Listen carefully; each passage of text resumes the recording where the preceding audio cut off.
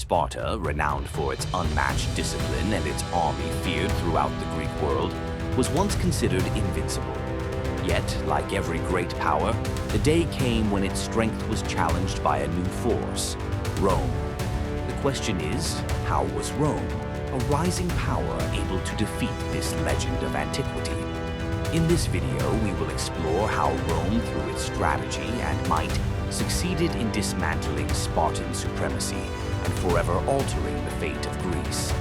To grasp how the Romans defeated Sparta, we must return to the year 371 BCE.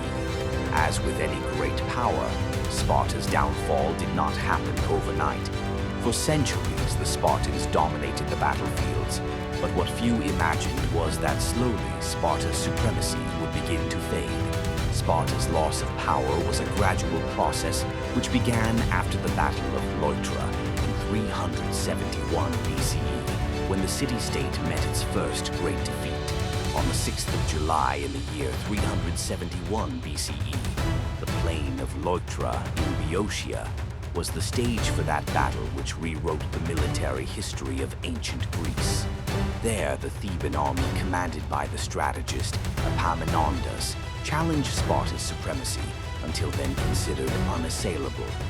The Theban victory not only shook Spartan confidence, but also introduced a tactical innovation that would reverberate for centuries.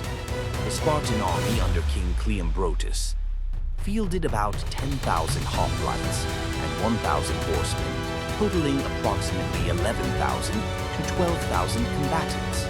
By contrast, the Theban forces led by Epaminondas numbered about 6,000 hoplites and 1,500 cavalrymen, amounting to between 7,500 and 8,500 soldiers. Despite their numerical disadvantage, the Thebans were about to prove that quality and innovation could overcome quantity.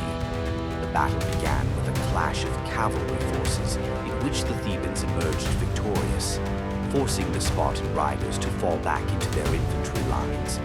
Next, the Theban left wing advanced with speed and force, breaking the Spartan lines and killing Cleombrotus the Firm, the first Spartan king to die in combat in more than a century. The king's death completely shattered Spartan morale, leading to the disintegration of the ranks and the rout of the troops. The Spartans suffered heavy losses, with estimates ranging between 1,000 and 4,000 dead, whereas the Thebans lost only about 300 soldiers.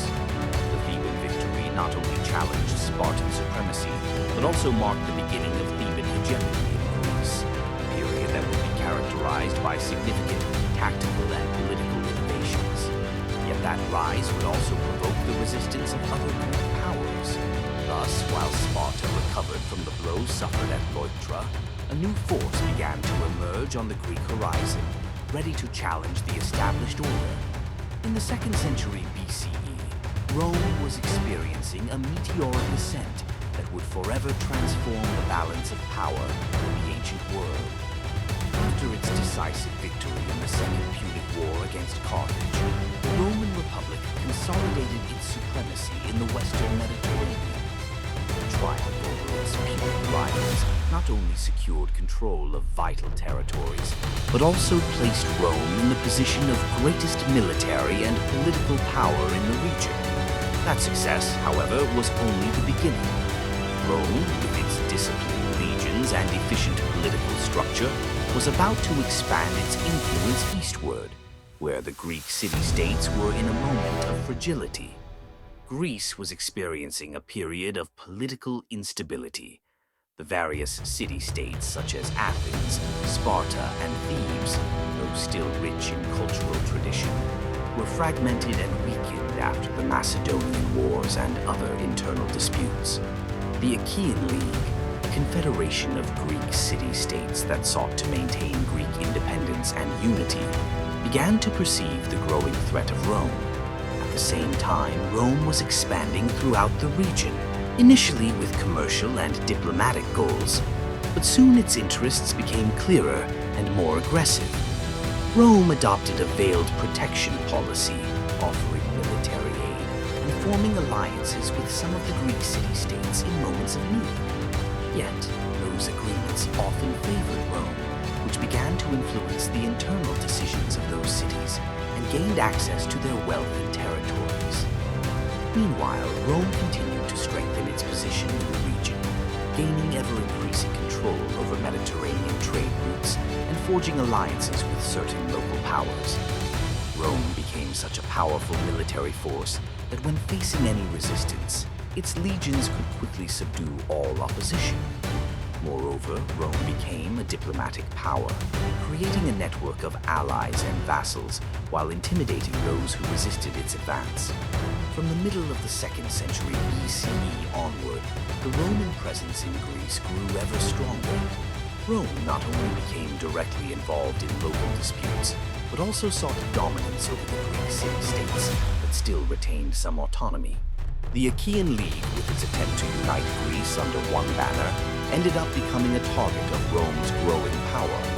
While Rome solidified its influence over the Greek world, Greece prepared to see its fate placed in the hands of a new power that was imposing itself with unmatched strength.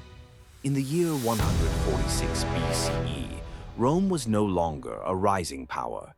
It was a power shaping the destiny of all around it. The Achaean League resisted Rome's expanding shadow with all their might. But Rome, relentless, would not allow any power to challenge its rule. The destruction of Corinth was a devastating spectacle. Rome spared nothing. The city was plundered, set on fire, and left in ruins.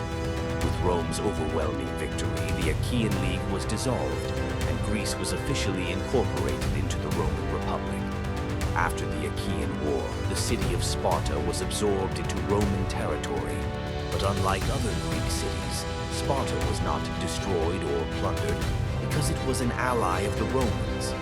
Even under Roman dominion, the city continued to maintain a certain independence, but with a role quite different from that which it had held during the height of its history. So, if you enjoyed this video, don't forget to hit the like button and subscribe. We'll see you in the next video.